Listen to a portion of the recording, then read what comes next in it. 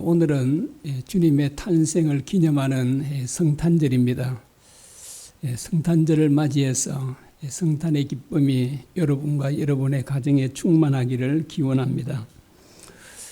여러분은 이 세상 모든 피조물 가운데 누가 가장 하나님의 은혜를 모르겠습니까? 저는 우리 인간들이라고 생각합니다. 곡식들도 가꾸어 주는 대로 아주 정직하게 반응을 합니다. 동물들도 우리 인간처럼 배신하지 않습니다. 결혼 서약을 성실하게 지켜도 그 하나만 지켜도 모든 가정들은 화목할 것입니다. 그리고 이 세상에 이혼한 가정은 단 한 가정도 없지 않겠습니까? 그러나 우리 인간은 약속을 밥 먹듯이 깨고 거짓말도 너무나 예사로합니다. 우리 인간들이 받은 축복은 정말 어마어마합니다. 하나님께서 모든 피조물을 만드실 때 오직 우리 인간만 하나님의 형상대로 창조하셨습니다. 여기서 하나님의 형상대로란 하나님을 닮은 존재로 지었다는 말씀입니다. 온 우주 만물을 창조하신 하나님을 닮는다는 것, 하나님을 닮게 지음을 받았다는 것, 여러분 이보다 더 큰 축복이 있겠습니까? 그런데 하나님께서 왜 우리를 하나님을 닮은 존재로 지으셨을까요? 그것은 너무나 놀라운 축복을 우리에게 주시기 위함입니다. 그것은 우리와 함께 영원토록 사랑하며 함께 살기 위함입니다. 여러분, 생명의 근원이시고 복의 근원이신 하나님과 영원토록 산다는 것, 상상만 해도 흥분되지 않습니까? 또한 하나님께서는 우리 인간을 완벽하게 창조하셨습니다. 지금처럼 지금 우리들과는 달리 죄가 전혀 없는 사람으로 지으셨습니다. 그래서 에덴 동산에는 아담과 하와에게는 죽음도 없었습니다. 그리고 오늘날 얼마나 많은 사람들이 질병으로 고통을 당하고 있습니까? 그런데 아담과 하와에게는, 그리고 에덴 동산에는 그 어떤 질병도 있지 않았습니다. 오늘날 우리가 겪고 있는 온갖 불행들도 그 에덴 동산에는 없었습니다. 에덴 동산에는 정말 우리들이 살아가는 데 필요한 온갖 좋은 것들로 가득 차 있었습니다. 특별히 에덴 동산에는 온갖 좋은 과일들로 가득 찼습니다. 그래서 하나님께서는 그 과일들을 마음대로 먹어도 좋다고 하셨습니다. 그런데 에덴 동산 중앙에 있는 선악과는 먹지 말라고 하셨습니다. 그것을 먹는 날에는 반드시 죽을 것이다 라고 말씀하셨습니다. 그런데 참 불행하게도 우리의 조상 아담과 하와가 그 하나님께서 금하신 선악과를 따먹고 말았습니다. 그 결과 정말 하나님 말씀대로 우리 인간은 모두 죽음에 이르게 됐습니다. 물론 홍수 전까지는 평균 900세를 넘게 살았지만 홍수 그 이후로 오늘날은 90세를 채 살지 못하지 않습니까? 물론 100세를 넘긴 사람이 있지만 평균적으로 지금 80 몇 세인가 이렇게 우리나라가 그렇다고 합니다. 그런데 이 육체적 죽음으로 끝나는 것이 아니라 영원한 심판이 있다고 말합니다. 히브리서 9장 27절입니다. 한 번 죽는 것은 사람에게 정해진 것이요 그 후에는 심판이 있으리니. 자, 죄를 범한 우리 인간은 심판을 받고 영원한 지옥에서 견딜 수 없는 끔찍한 고통을 영원히 받으며 살게 된다고 말씀합니다. 자, 앞에서 말씀했습니다. 우리 인간이 지음을 받을 때는 모든 피조물 가운데 가장 존귀한 존재로 지음을 받았다고 했습니다. 그러나 죄를 범하고 나자 정말 우리 인간들이야말로 가장 비참한 존재가 되었습니다. 여러분, 왜 우리 인간이 이렇게 되었습니까? 하나님을 배신하고 사탄을 따라갔기 때문입니다. 이것은 마치요, 남편이 땀 흘려서 돈을 벌어다 준 것을 가지고 그 아내가 외간 남자를 섬기는 것과 같습니다. 여러분, 이런 여자는 100번 죽임을 당해도 마땅하지 않습니까? 자, 우리 하나님께서는 우리를 완전히 버려도 하나님에게는 아무런 잘못이 없습니다. 그러나 하나님께서는 우리 인간들을 버리지 않으셨습니다. 하나님께서는 이와 같이 배신하고 배반한 우리 인간들을 위해 정말 상상도 할 수 없는 일을 하셨습니다. 여러분, 그 일이 어떤 일입니까? 정말 하나밖에 없는 사랑하고 사랑하는 그 아들을 우리를 살리기 위해 죽이셨다는 것입니다. 여러분, 어떻게 이런 일이 있을 수 있습니까? 여러분, 우리는 어떻게 할까요? 우리 아이를 살리기 위해 다른 사람을 죽일 수는 있잖아요. 근데 다른 사람을 살리기 위해 우리 자식을, 내 자녀를 죽일 수 없지 않습니까? 그런데 하나님께서는 패역한 우리 인간들을 살리기 위해 그 사랑하는 아들을 아낌없이 죽이셨다는 것입니다. 자, 그래서 하나님의 사랑이 얼마나 놀랍고 큰가를 알 수 있습니다. 하나님께서는 자신의 아들을 통해서 우리를 구원하고자 하셨는데 그 아들을 처녀의 몸을 통해서 보내주시겠다고 하셨습니다. 이사야 7장 14절입니다. 보라, 처녀가 잉태하여 아들을 낳을 것이요 그의 이름을 임마누엘이라 하리라. 죄인인 우리를 구원하기 위해서는 반드시 사람이어야 합니다. 왜냐하면 우리 대신 죽어야 하기 때문입니다. 우리와 똑같은 사람이어야 되죠. 그래서 하나님께서는 당신의 아들을 사람으로 보내시는데 누구를 통해 보내냐니까 처녀를 통해서 보내시겠다라고 합니다. 왜 처녀를 통해서 보내시냐면 처녀의 몸을 통해서 태어나지 않는 사람은 모두가 죄인이기 때문입니다. 그래서 우리의 구원자는 반드시 사람이어야 하고 또 죄가 없어야 합니다. 그런데 문제가 있지 않습니까? 남자와 여자 이렇게 결혼하면 아이 낳는 것은 어렵지 않잖아요. 많은 사람들이 그렇게 낳지 않습니까?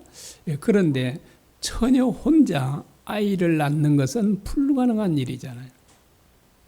그런데 하나님께서 처녀가 아들을 낳을 것이다 라고 말씀하셨습니다. 자, 전능하신 하나님에게는 이런 일도 얼마든지 가능합니다. 그런데 이제 처녀가 아들을 낳는다 그러지 않습니까? 처녀가 아들을 낳는데, 자, 그 아들이 구체적으로 어떤 분인지를 이사야 9장 6절에 이렇게 말씀합니다. 이는 한 아기가 우리에게 낳고 한 아들을 우리에게 주신 바 되었는데 그의 이름은 전능하신 하나님이라 영존하시는 아버지라. 여러분, 처녀가 아들을 낳는데 그 아기는 정말 너무나도 놀라운 분이라고 합니다. 어떤 분이라고요? 그분은 전능하신 하나님이시라고 합니다. 그리고 영존하시는 아버지, 영존하시는 아버지란 말은 영원한 보호자라는 말입니다. 자, 처녀가 아들을 낳는데 그 아들은 전능하신 하나님이시고 영원한 우리의 보호자가 되신다라고 말씀을 하고 있습니다. 참으로 놀라운 말씀 아닙니까? 그리고 정말 잘 믿어지지 않는 말씀이 아닙니까? 여러분, 어떻게 천지를 창조하신 전능하신 하나님이 사람이 될 수 있습니까? 사람으로 태어날 수 있습니다. 그런데 정말 놀랍게도 그 말씀을 하나님께서 하신 지 약 730년 후에 하나님의 그 말씀은 그대로 이루어졌습니다. 이 가말리엘 천사가 나사렛 동네에 살고 있는 마리아를 찾아가서 이렇게 말을 했습니다. 누가복음 1장 31절에서 32절입니다. 보라, 내가 잉태하여 아들을 낳으리니 그 이름을 예수라 하라. 그가 지극히 높으신 하나님의 아들이라 일컬어지리라. 이 천사 가브리엘 천사가 마리아에게 내가 잉태해서 아들을 낳을 것인데 그 아들은 하나님의 아들이다라고 말씀해 주고 있습니다.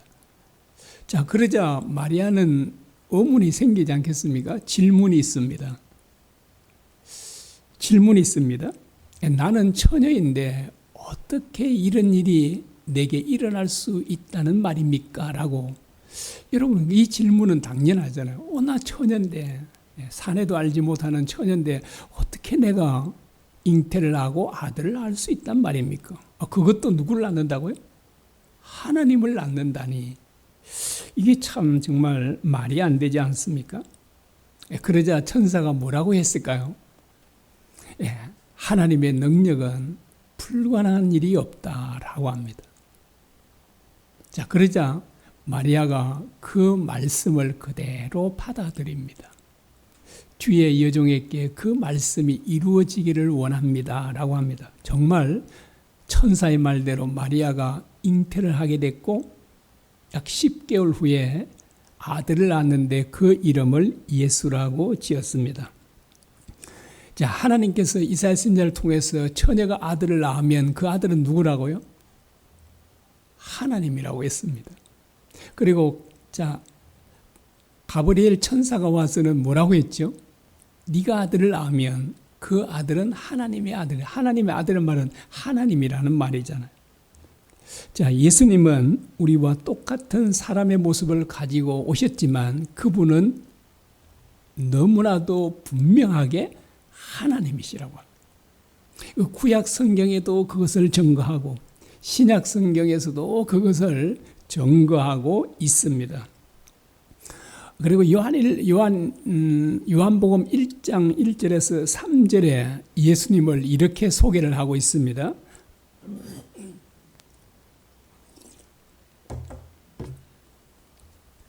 태초에 말씀이 계시니라. 이 말씀이 하나님과 함께 계셨으니 이 말씀은 곧 하나님이시니라. 그가 태초에 하나님과 함께 계셨고 만물이 그로 말미암아 지음받았으니 지은 것이 하나도 그가 없이는 된 것이 없느니라. 태초에 말씀이 계셨다라고 말하죠. 그런데 정말 놀랍게도 그 말씀은 하나님과 함께 계셨고 그런데 그 말씀은 곧 뭐라고요? 하나님이시라고 합니다. 자, 하나님은 계셨어요. 그게 태초에 하나님이 계셨다 그러죠. 근데 말씀이 계셨는데 그 말씀이 하나님과 함께 계셨고 그 말씀이 그 함께 계신 하나님과 똑같은 하나님이라고 말하고 있습니다. 그리고 놀라운 것은 자, 그 말씀이신 하나님께서 모든 만물을 지으셨다고 말합니다. 그래서 지은 것 가운데 그가 짓지 않은 것은 단 하나도 없다라고 말합니다. 그런데 이제 더 놀라운 사실을 이제 요한복음에서 말합니다. 오늘 읽은 본문이죠. 우리 읽은 본문입니다. 더 놀라운 사실을 말씀합니다. 자, 요한복음 1장 14절입니다. 말씀이 육신이 되어 우리 가운데 거하시매 우리가 그의 영광을 보니 아버지의 독생자의 영광이요 은혜와 진리가 충만하더라 라고 합니다. 자, 이게 말씀이 육신이 되어 왔다 그러죠. 자, 앞에서 1절에서 말씀이 누구라고요? 하나님이라고 그랬죠. 온 우주 만물을 창조하신 하나님이라고 했습니다. 그 하나님이 우리의 육신을 입고 우리 가운데로 오셨다라고 이렇게 말씀을 하고 있습니다. 여러분, 우리와 똑같은 몸을 입고 진짜 온 우주 만물을 창조하신 전능하신 하나님께서 오셨다고 합니다. 여러분, 정말 얼마나 놀라운 일인가요? 우리가 주님의 탄생을 기념하는 성탄절을 지키고 있지 않습니까? 우리 성탄절을 지키고 있는데 정말 이 성탄절 주님께서 이 세상에 탄생하신 것은 어마어마한 일이 아닐 수가 없어요. 정말 얼마나 놀라운 일인가. 온 우주 만물을 창조하신 전능하신 하나님께서 우리와 똑같은 몸을 입으시고 육체를 가지고 이 세상에 오셨다라고 말씀하고 있습니다. 정말 이것은 우리들에게, 우리 인간들에게 얼마나 큰 축복인지 모릅니다. 제가 아까 이렇게 고요한 밤 그거 하다가 정말 너무나도 감격이 되는 거예요. 왜 그랬을까요? 주님께서, 하나님이신 주님께서 육체의 몸을 입고 오신 것이 너무나도 감사한 거예요. 그냥. 그래서 또 어떤 생각이 드냐니까요. 만일 주님께서 안 오셨다면 어떻게 됐을까? 이 생각도 드는 거예요. 찬송하면서도 이 생각이 들면서 그러면 저도 여러분도 영원히 지옥에서 진짜 견딜 수 없는 고통이잖아요. 유황불못이라고 하니까요. 정말 이 끔찍한 고통을 받으면서 억만 년도 아니고 억억만 년도 아니고 얼마요? 얼마 동안요? 영원토록. 여러분 이게 진짜로 있을까요? 없을까요? 저는 진짜로 있다고 믿습니다. 왜요? 뭘 보고 그렇게 제가 장담할 수 있냐니까요. 주님의 부활하심을 볼 때. 주님의 부활은 구약성경, 신약성경이 실제라는 것을 보여주는 것입니다. 여러분 예수님의 부활을 보면 천국이 분명히 있음을, 지옥이 분명히 있음을 보여주는 겁니다. 그래서 지금 믿지 않는 사람들도 큰 소리 치고 있잖아요. 어떤 사람들은 내 주목을 믿으라 하죠. 그들은 그렇게 말하고 주님을 믿지 않은 것을 진짜 영원토록 가슴을 치며 후회할 거예요. 그래서 어떤 천국에 그 지옥에 이렇게 구경을 갔던 이렇게 주님께서 보여주셔서 갔다 온 분들이 그런데요. 그렇게 그 목사님들도 있고 장로님도 근사님도 있는데 그렇게 후회를 한다고 합니다. 진짜 자기는 여기 올 줄은, 지옥에 올 줄은 상상도 못했다. 이게 제발 자기를 좀 건져주면, 구원해주면 내가 다시는 이렇게 살지 않겠다고 했는데, 그런데 그들에게는 다시 기회가 주어지지 않잖아요. 그래서 제가 찬양을 하면서도 말씀 준비하면서도 그랬지만 너무나도 감격이 되는 겁니다. 주님께서 정말 사람의 몸을 입고 오심으로 내가 살게 됐구나. 우리가 살게 되었구나. 영원한 지옥의 고통을 받지 않게 되었구나 하는 것에 대해서 이게 뭐 그냥 얼마나 진짜 감동이 되는지요. 제가 눈물을 참느라고 정말 애를 썼었습니다. 여러분, 우리 주님은 하나님이시잖아요.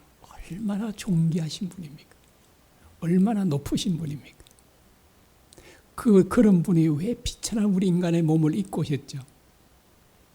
한마디로 말하면 우리를 살리기 위해서입니다. 여러분, 우리가 주님으로부터 받은 은혜는 우리 머리로는 다 청량할 수가 없습니다. 그리고 정말 여러분 더 놀라운 사실이 있습니다. 오늘 아침에 놀라운 것들이 많죠. 놀라운 사실은 더 놀라운 사실이 있어요. 어떤 것일까요? 창조주 하나님께서 비천한 우리 인간의 몸을 입고 오셨지 않습니까? 뭐하게 해서요? 우리를 죄와 영원한 사망으로부터, 멸망으로부터 구원해 주시기 위해서 몸을 입고 오셨는데, 여러분 이 몸을 주님께서 천국으로 다시 가시면, 아버지께로 다시 가시면 그 몸을 벗으실까요? 그대로 입고 계실까요? 예? 어떠신가요? 그대로 입고 계십니다. 언제까지요? 영원토록. 영원토록.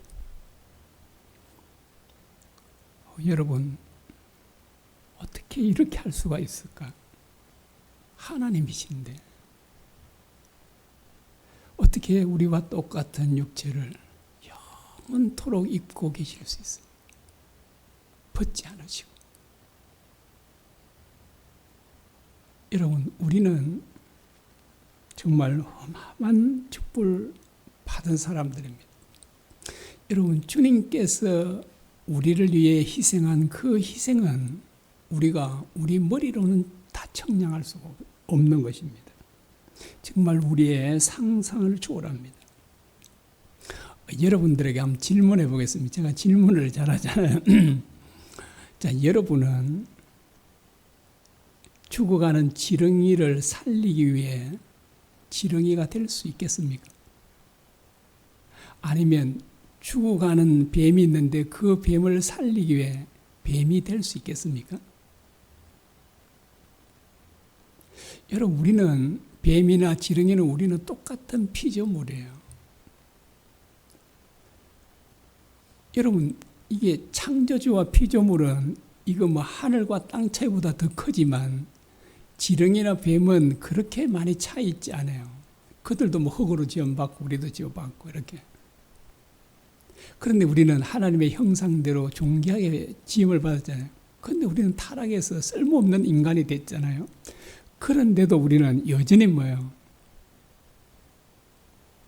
걔들처럼 되고 싶지 않은 거예요.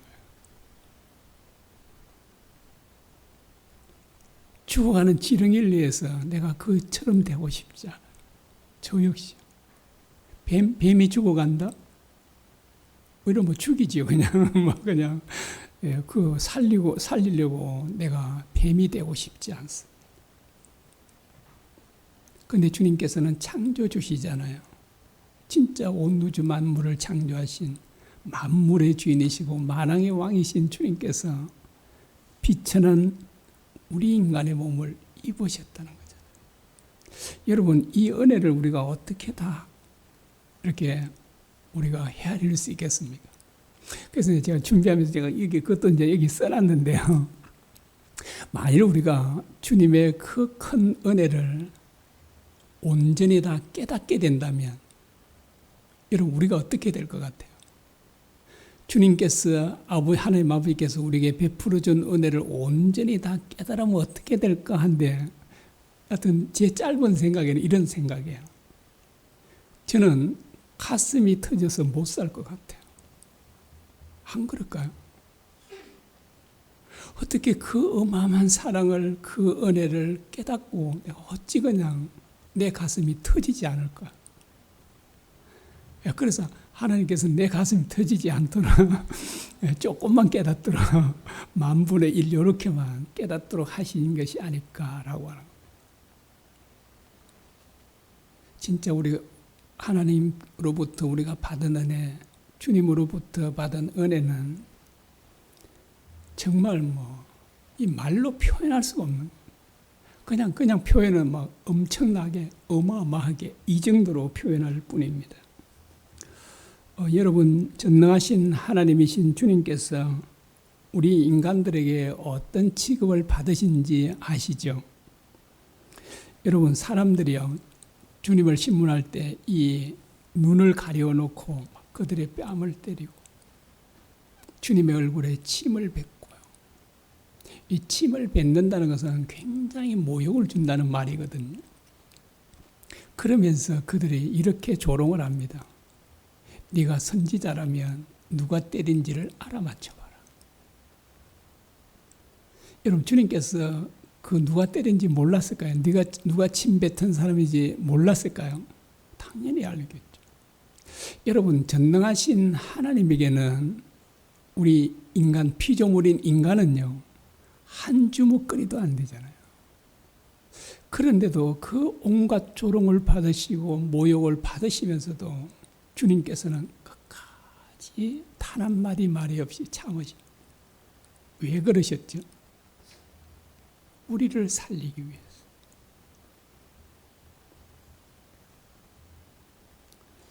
주님께서 채찍에 온몸이 칼갈이 찢어지시고 정말 가장 잔인한 사형 방법인 십자가에서 살찢고 피 흘렸지 않았습니까?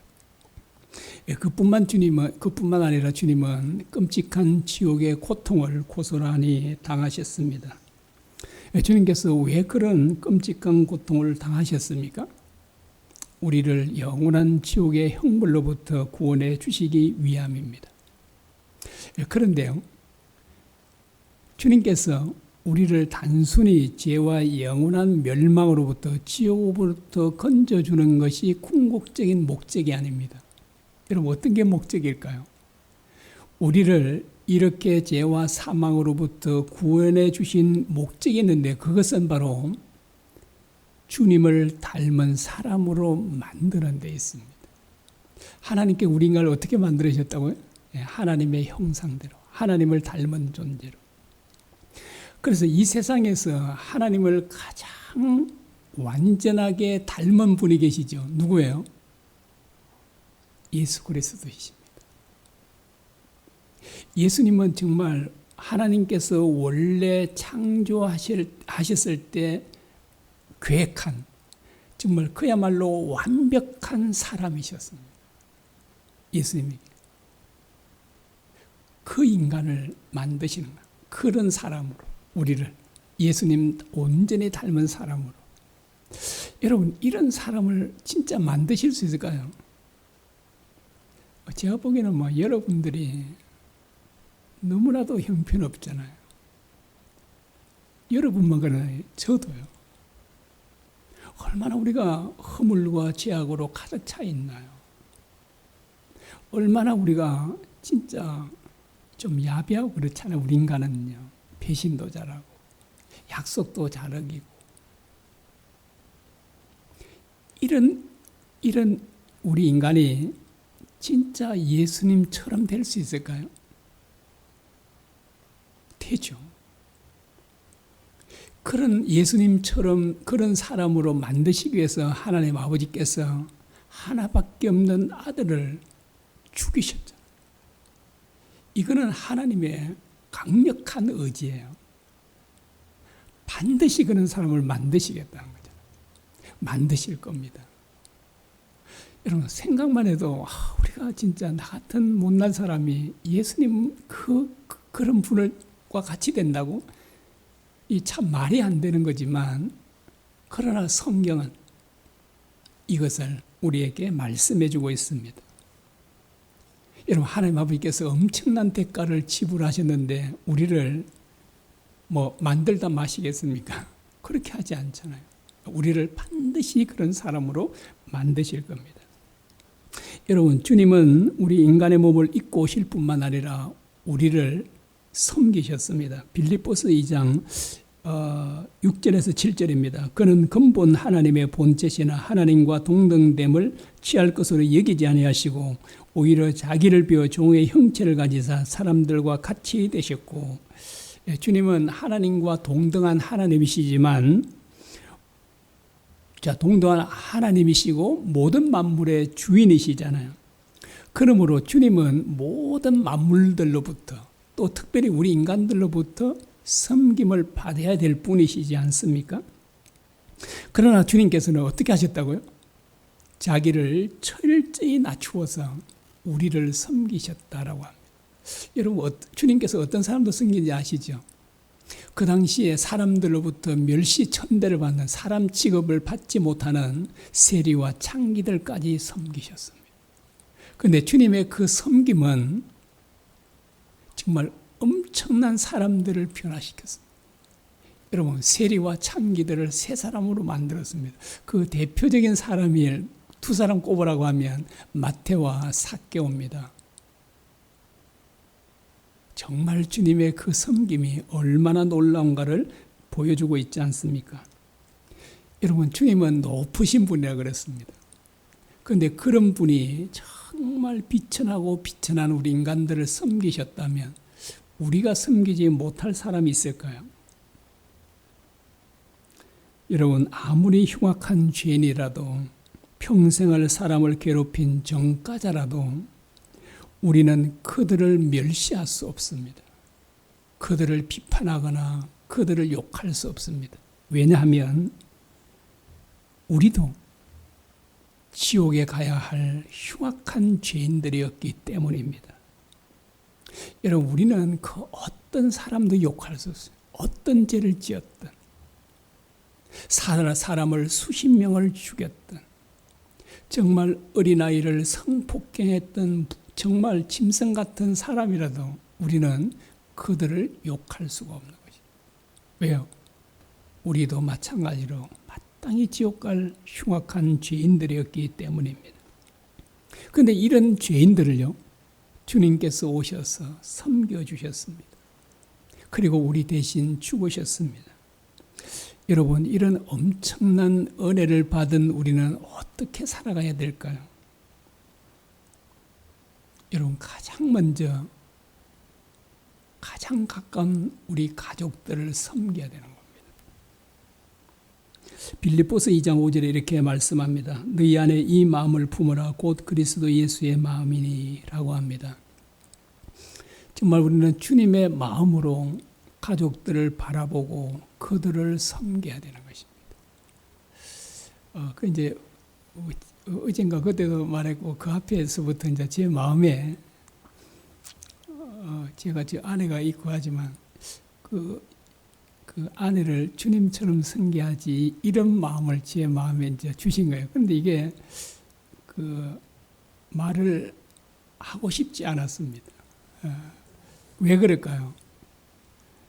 내가 그 말을 하면 아내가 왜 나를 주님처럼 안 섬기지 그럴까봐 그래서 이제 몰래 그렇게 섬겨올려 하다가 지난주에 같이 있을 때 어저께 이 얘기를 했고 이제 다시 이 얘기를 하잖아요. 그런데 우리 생각과 이 고백은 참 중요하다 그랬습니다. 내가 생각하는 걸 내가 고백하는 것은 진짜 이렇게 고백하다 보면 실제가 되는 거예요. 제가 그렇게 섬길 수 있겠죠. 그러면 아내가 좋아. 당신은 그러면 내가 섬김 잘 받아야지 그럴까요? 예, 그렇지 않을 거예요.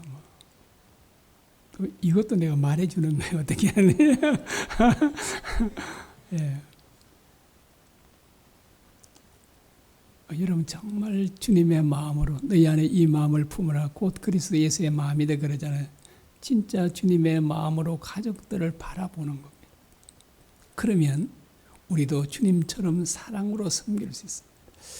여러분 고린도전서 13장은 무슨 장이라고 그래요? 사랑장이라고 그러잖아요. 예, 거기에 보면 이런 말씀이 있습니다. 사랑은 자기의 유익을 구하지 아니하며 라고 합니다. 여러분 자기 유익을 구하는 것은 사랑이 아니에요. 예, 그는 사랑이야. 아무리 말로 사랑한다 해도 그는 사랑이 아닌 거예요. 그래서 정말 사랑은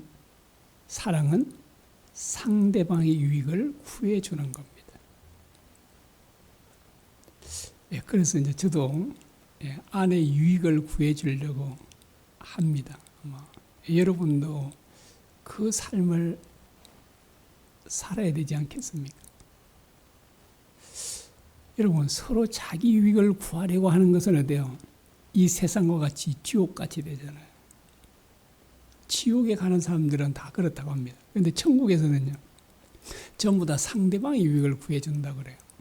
그게 천국이에요.